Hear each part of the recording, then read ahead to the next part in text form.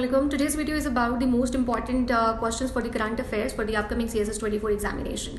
Current affairs जो होता है वो दो dimensions के अंदर हमें prepare करना होता है. पहला जो होता है that is about the internal affairs and the other is external affairs.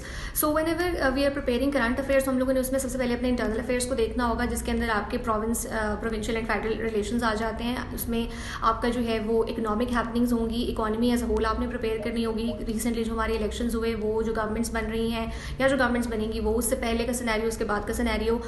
Similarly provincial autonomy के ऊपर क्वेश्चन आ सकता है, वाटर स्कार्सिटी का इशू आ सकता है, अनएम्प्लॉयमेंट क्योंकि हम इकोनॉमी को कवर करेंगे तो उसमें ये सारे इशूज भी होंगे. सिमिलरली आपके इंटरफेथ हार्मनी, आपके एथनिक कॉन्फ्लिक्ट्स और इस तरह की चीज़ें जो हमने इंटरनल अफेयर्स से प्रिपेयर करेंगे पाकिस्तान के तो उसमें हम प्रिपेयर करेंगे. जब हम एक्सटर्नल अफेयर्स को प्रिपेयर करना शुरू करेंगे तो उसमें सबसे इंपॉर्टेंट जो डायमेंशन होती है वो हमारे रिलेशंस की होती है. उन रिलेशंस के अंदर हमारे इंटरनेशनल रिलेशंस का जो है वो रोल होता है. फॉर एग्जाम्पल हमारे जितने भी इमीडिएट नेबर्स हैं north, south, east and west के अंदर, जिसमें ऑफ कोर्स हमारे लिए सबसे ज़्यादा इंपॉर्टेंट है वो इंडिया है, चाइना है, and then it comes to Afghanistan. Afghanistan के जो तालिबान के अंडर उनका रूल है उससे रिलेटेड क्वेश्चन आ सकता है, उसके रिपरकशंस पे क्वेश्चन आ सकता है. सिमिलरली इंडिया के अंदर जो इंटरनल हैपनिंग्स है और कश्मीर इशू है उसके ऊपर क्वेश्चन आएगा. और चाइना के अंदर जो सी पैक का फेज 2 एंड फेज 3 है उससे रिलेटेड जो वो क्वेश्चन आ सकते हैं in the current affairs paper. Similarly हम लोगों ने सिर्फ और सिर्फ इन अपने इमीडिएट नेबर्स के अलावा जो हमारे फार नेबर्स हैं, फॉर एग्जाम्पल रशिया है, रशिया यूक्रेन वॉर से रिलेटेड क्वेश्चन आ सकता है, उसके रिपरकशंस पे क्वेश्चन आ सकता है, उसकी इंपॉर्टेंस पे क्वेश्चन आ सकता है. सो बेसिकली हम लोगों के फार नेबर्स के अंदर जो कार्स हैं, फॉर एग्जांपल हम लोगों के वो नेबर्स, वो far neighbours, cars are the far neighbours जिनसे हम एनर्जी नीड्स को कंप्लीट करते हैं, एनर्जी नीड्स को पूरा कर सकते हैं, या फिर उनसे जो है वो हम एक स्ट्रेटेजिक अलायंस करके अपनी एनर्जी की डेफिशिएंसी को कंप्लीट कर सकते हैं. इस टाइप की जो चीज़ें हैं वो हम लोगों ने ज़रूर देखनी है.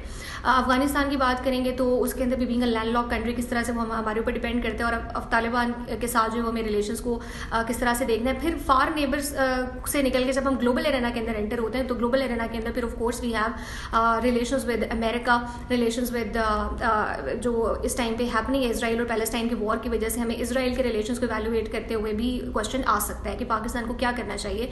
सो बेसिकली हमने जब भी करंट अफेयर से क्वेश्चन को अटेम्प्ट करना है तो हम लोगों ने अपनी इन सारी की सारी चीज़ों को देखते हुए इसको प्रिपेयर करना है. सिमिलरली हम लोग जो है वो G20 के ऊपर क्वेश्चन एक्सपेक्टेड हो सकता है, COP27 के ऊपर क्वेश्चन एक्सपेक्टेड हो सकता है. ग्लोबल जो हैपनिंग्स हैं उसके अंदर किस तरह से बहुत सारे कंट्रीज को मिलकर जो है वो इस टाइम पे पीस को इंश्योर कैसे करना चाहिए, यूएन के ऊपर क्वेश्चन जरूर आ सकता है. इट इज़ वेरी इंपॉर्टेंट कि हम यूएन को लाजमी टच करें और उसके जितने भी एस्पेक्ट्स हैं उनको भी देखें. Since it has failed to maintain the peace in the society, it has failed to maintain peace in the globe as a whole, so उसके बारे में जो है वो क्वेश्चन जरूर आ सकता है.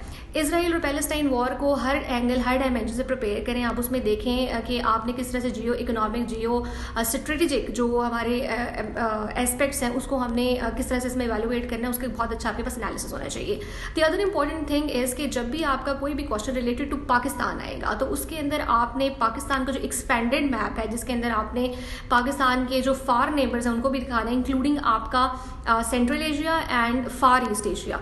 ये सारी चीज़ें जो है ना वो आपने मैप के अंदर ज़रूर दिखानी है ताकि आपके बताएं कि पाकिस्तान की जो लोकेशन है वो कितनी ज़्यादा इंपॉर्टेंट है for the rest of the countries that are either its immediate neighbors or the far neighbors. The other thing is कि आप चाहे मैप पाकिस्तान का बनाएं या एज अ होल किसी भी कंट्री का आपको क्वेश्चन है. फॉर एग्जांपल जब अर्मीनिया आज़रबाईजान का क्वेश्चन अगर you know at one point in time examiner asked that question तो उसमें जिन लोगों ने अर्मीनिया आज़रबाईजान के मैप को विद द नेबर्स डिस्कस किया था they got very good marks.